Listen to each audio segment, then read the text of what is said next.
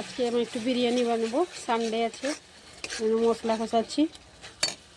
এখানে আমি চালটা সিদ্ধ করে নিয়েছি, একটু শক্ত শক্ত থাকতে দিতে হয় বিরিয়ানির জন্য।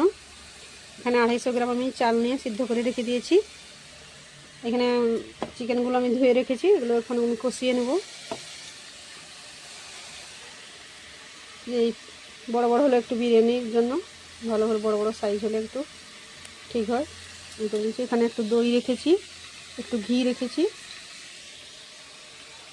এখানে কেশর একটু ভিজিয়ে রেখেছি দুধে, এখানে গোলাপ জল রেখেছি, আর ধনে পাতা ডিম সিদ্ধ করে ভেজে রেখেছি, আলু ভেজে রেখেছি, বেরেস্তা পেঁয়াজ কুচি ভেজে রেখেছি। এটা একটু পেস্ট করে নেব।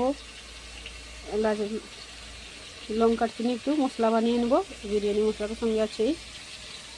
এখানে মাংসটা কষিয়ে নিই, তারপরে একটা হাঁড়িতে ঘি দিয়ে ওইটা দমে বসাবো বিরিয়ানিটা।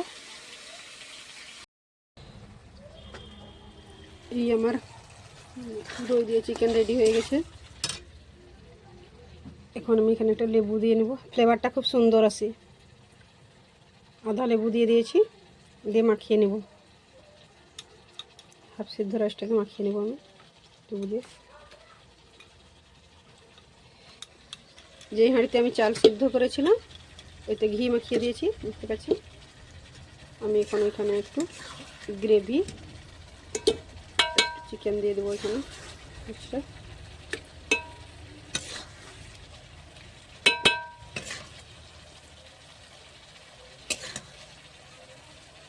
গ্রেভিটা আমি দিয়ে দেবো, আর একটু চিকেন দিয়ে দেবো,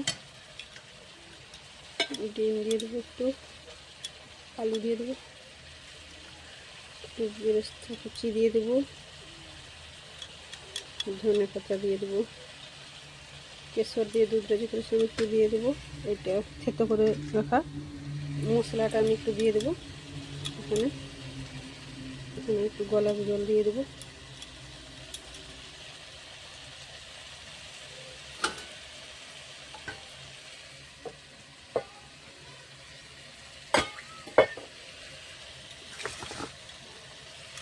আমি এখানে এর উপরে ভাতটা একটা লেয়ার দেবো, ভাতের একটা লেয়ার দেবো।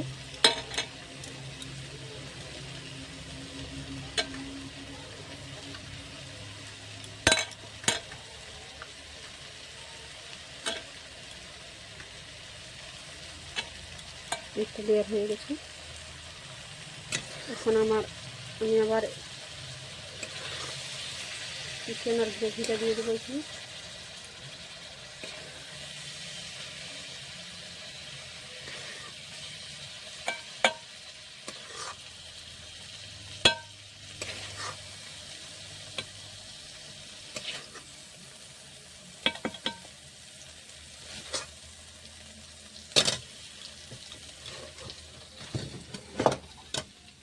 দিয়ে দিয়েছি ডিম আলু,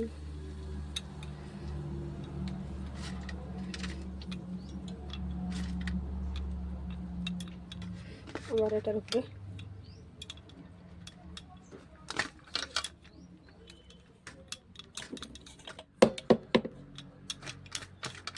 আমি ভাতটা দিয়ে দেবো, যা আছে পুরোটা দিয়ে দেবো।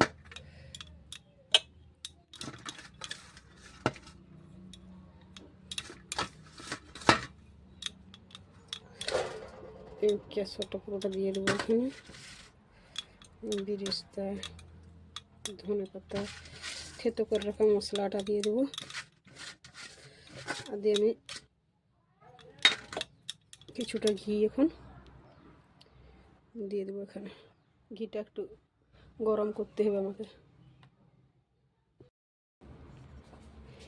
আমি ঘিটা এখন একটু ছড়িয়ে দেবো উপরে। যে মিঠাই তরটা একটু দিয়ে দেবো উপরে।